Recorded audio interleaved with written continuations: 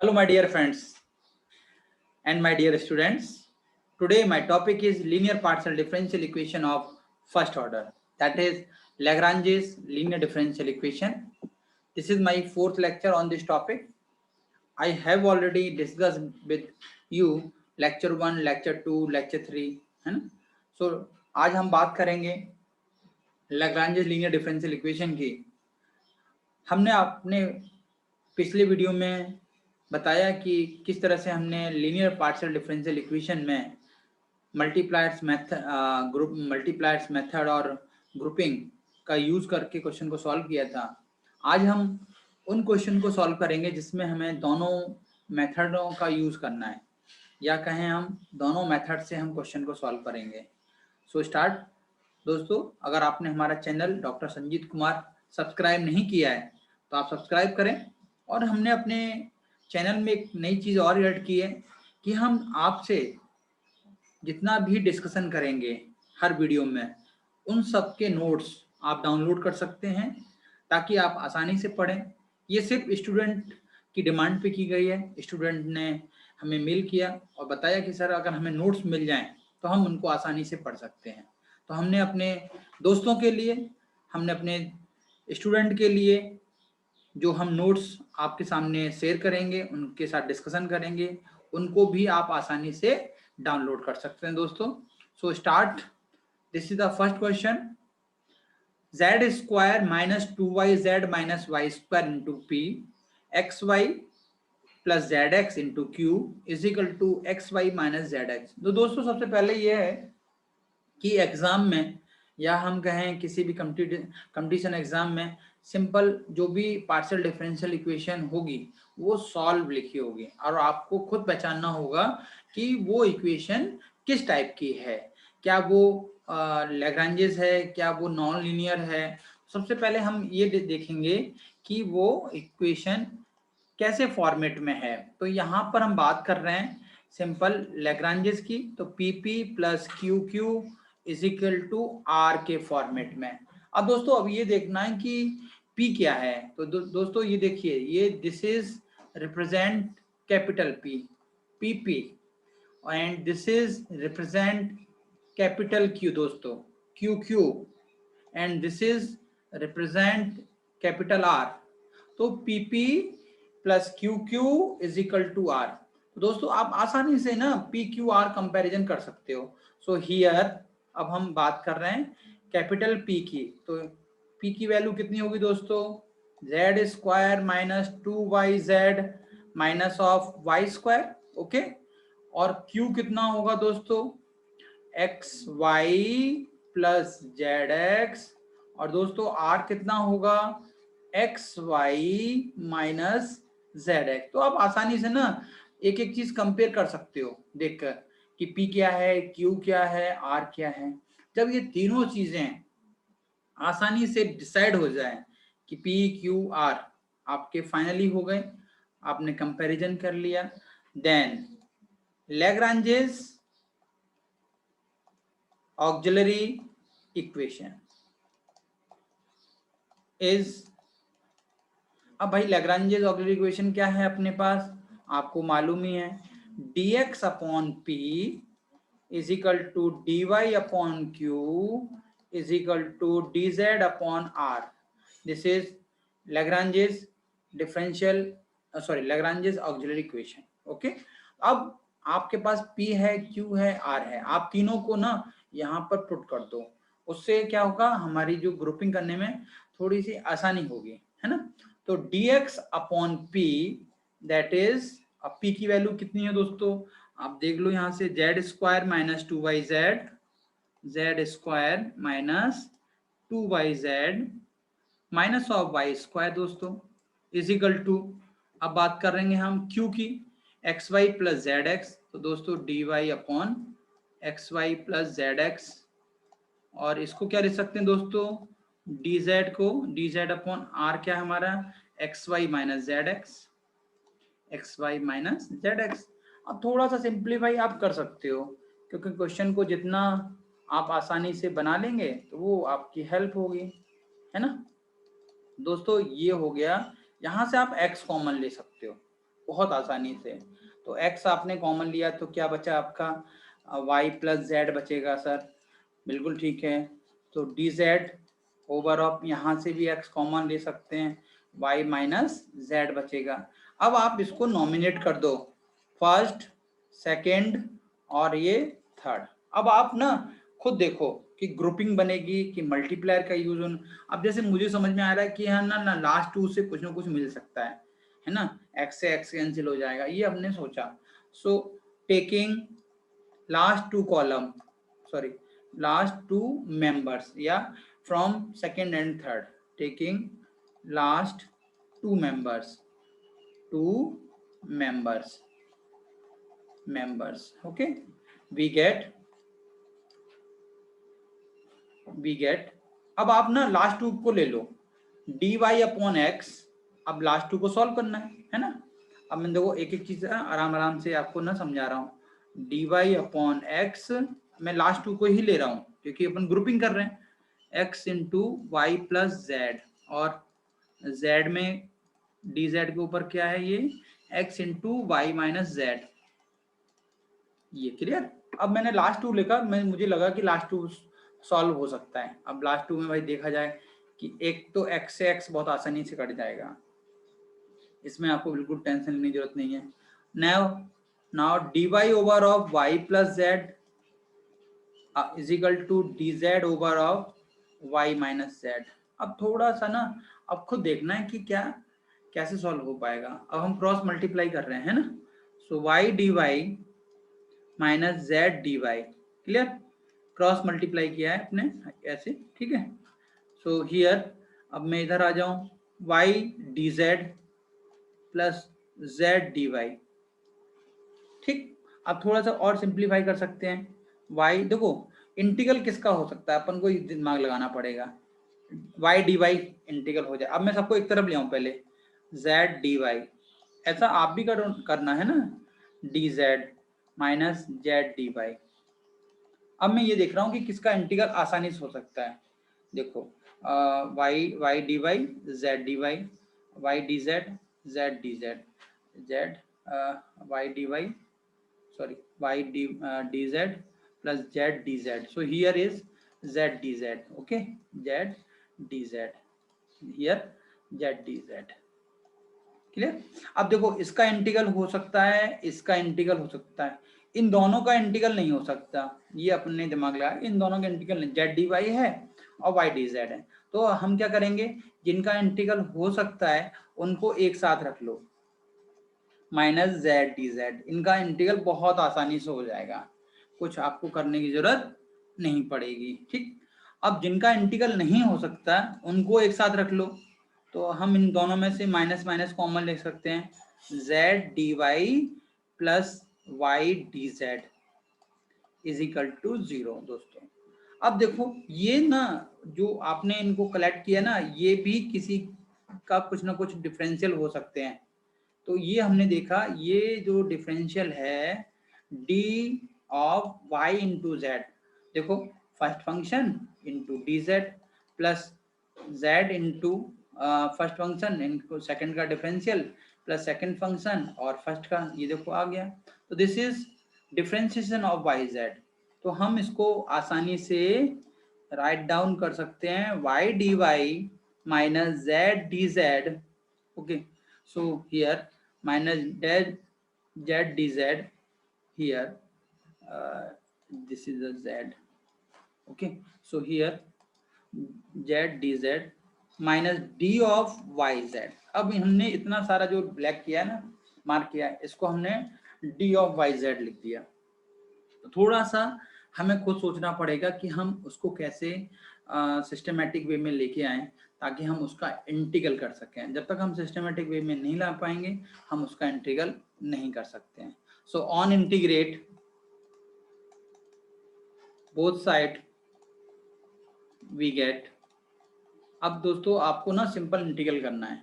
Integral कैसे करेंगे, y D y का इंटीग्रल कितना होगा, y square by two, z D z का कितना होगा, जेड स्क्वायर बाई टू, और डी ऑफ वाई जेड, अब हम इंटीग्रल कर रहे हैं तो डी हट जाएगा, है ना, minus of Y z is equal to constant, और थोड़ा सा सिंप्लीफाई करना तो आप कर सकते हो, minus 2yz is equal to 2c is equal to a, so y square minus z square minus 2yz is equal to a। तो ये दोस्तों आपका ना पहला आंसर आया है ना, ये या कहें हम ये आपका फर्स्ट कांस्टेंट आपको फाइंड आउट हो गया। अब आपको इसी तरह ना थोड़ा सा और फिर सोचना है, अभी आपका ना काम आसान नहीं हुआ है, अभी आपके पास सिंपल एक ही आंसर आए, तो अब आपको खुद सोच करके ये सोचना है कि हमारा दूसरा आंसर कैसे निकला जाए, ये इंपॉर्टेंट है।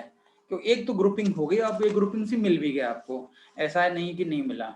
अब हम देखते हैं कि दूसरी ग्रुपिंग हो सकती है, हमने सोचा यार फर्स्ट टू ले लेंगे तो नहीं होगा, सेकंड थर्ड नहीं हुआ, फर्स्ट थर्ड ले सकते हैं क्या, नहीं हुआ, तो अब क्या किया जाए, तीनों को ऐड करके किया जाए कुछ क्या, ये सब माइंड में चलेंगे है ना। तो हमने देखा कि z तीनों को ऐड किया हमने नीचे, क्योंकि ऐड करने से जीरो हो सकता है क्या, minus 2yz minus y square है ना, plus x Y plus Z x plus x Y minus Z x.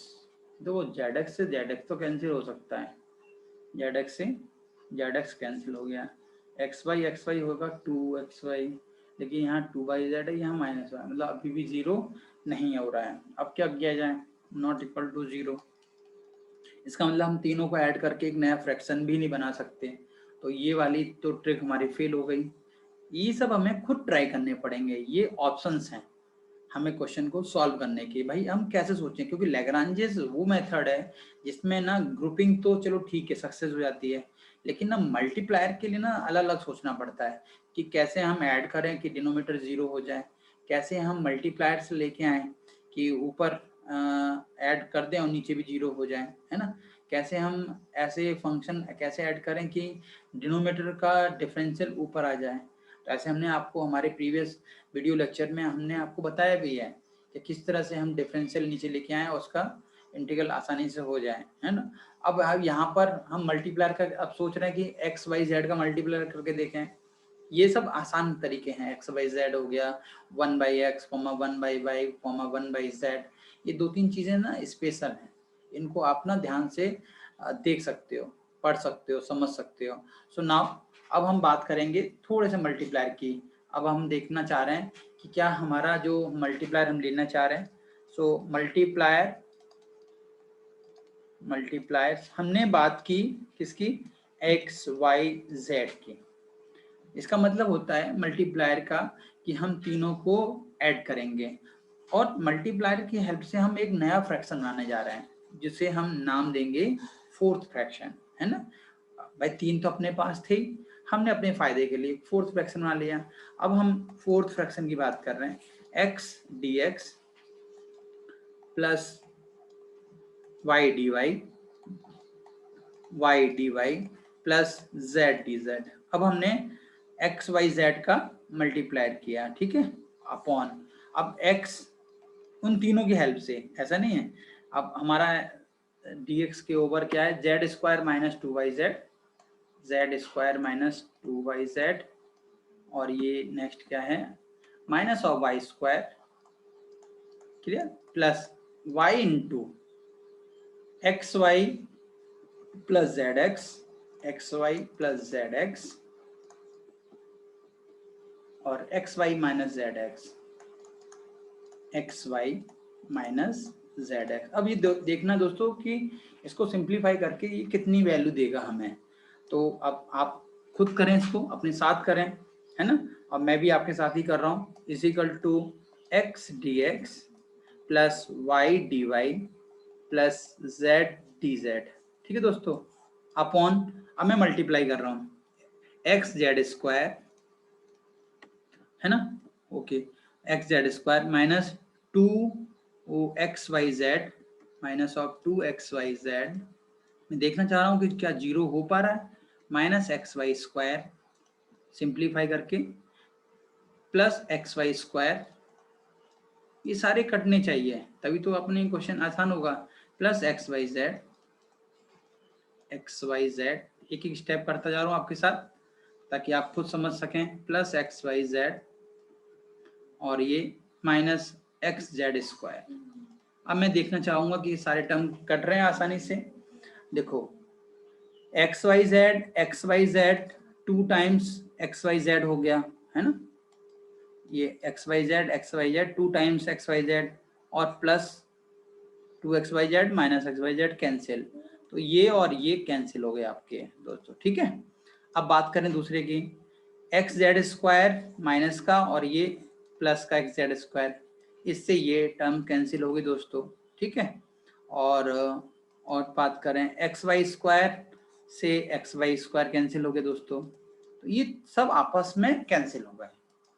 तो ये आपका जो टर्म बना x D x plus Y D Y plus Z D z upon 0, तो this is our fourth fraction. अब इस फोर्थ को आप किसी के साथ ले लो, तो अपन फर्स्ट से लेंगे, तो अभी देखो डिनोमिनेटर में 0 है, तो ये आप मत सोचो ये इनफाइनाइट बन जाएगा, नहीं, ये 0 का मल्टीप्लाई किसी में करोगे तो 0 आ जाएगा। तो टेकिंग थर्ड एंड फोर्थ ले लो, सेकेंड एंड फोर्थ ले लो, है ना, फर्स्ट एंड फोर्थ ले सकते हो, third and fourth we get. So क्या बनेगा आपका, थर्ड आपका था D Z over of X, हम अभी देख लेते हैं पीछे, ये Y minus Z is equal to fourth जो हमारा आया X D x plus Y D Y plus Z D Z, ठीक है दोस्तों, अपॉन 0। इसलिए तो मैंने आपसे बोला ये क्रॉस जब आप करोगे, इसका मल्टीप्लाई इसमें, इसका मल्टीप्लाई इसमें, तो ये वैल्यू 0 इंटू समथिंग 0 हो जाएगी, ठीक है। तो ये इसीलिए हम लोग क्या करते हैं, डिनोमिनेटर को 0 बनाना चाहते हैं, ताकि उससे आसानी से अदर जो वैल्यू है वो 0 हो जाएगी और इंटीग्रल करने में हमें आसानी होगी। Then x dx plus y dy plus z dz is equal to 0 on integrate we get x square by 2 plus y square by 2 plus z square by 2 is equal to constant, और हम दूसरी language में भी बोल सकते हैं x square plus z square is equal to 2c। So final answer x square plus y square plus z square is equal to एक नया कांस्टेंट। तो आप आसानी से आपने दूसरा कांस्टेंट भी निकाल लिया, अब आपको कुछ भी नहीं करना। Then final answer function of a b is equal to 0 which is required general solution. Okay दोस्तों, ये नाउ hence the required